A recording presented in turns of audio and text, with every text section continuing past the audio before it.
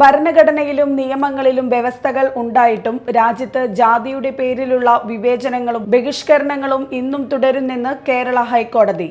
Assistant പ്രൊഫസറെ ജാതീയമായി അധിക്ഷേപിച്ചെന്ന പരാതിയിൽ register ചെയ്ത case റദ്ദാക്കണമെന്ന ആവശ്യവുമായി കോട്ടയം കീഴൂരിലെ ഡിബി കോളേജിലെ മുൻ പ്രിൻസിപ്പൽ CK കുസുമൻ സമർപ്പിച്ച ഹർജി പരിഗണിക്കവെയാണ് കോടതിയുടെ സുപ്രധാന നിരീക്ഷണം.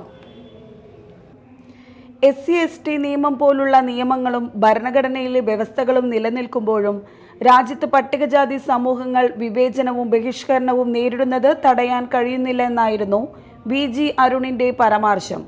നൂറ്റാണ്ടുകൾ പഴക്കമുള്ള ജാതി വ്യവസ്ഥയിൽ വേരൂന്നിയ അപരിഷ്കൃത നിലപാടുകൾ ഇന്നും തുടരുന്നു.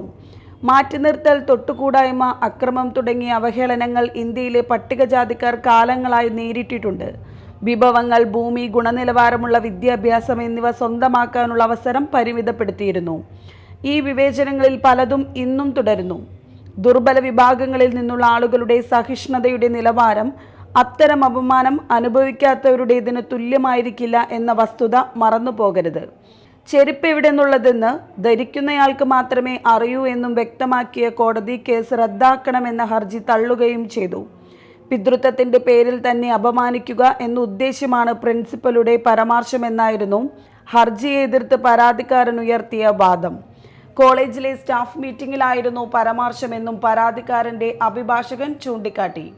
ഹാളിനുള്ളിൽ നടത്തിയ അപമാനകരമായ പരാമർശം പൊതുജനങ്ങളുടെ കാഴ്ചപ്പാടായി കാണാൻ കഴിയുമോ എന്ന ചോദ്യത്തിന് ഉത്തരം കണ്ടെത്തുക എന്നത് ബുദ്ധിമുട്ടാണ്.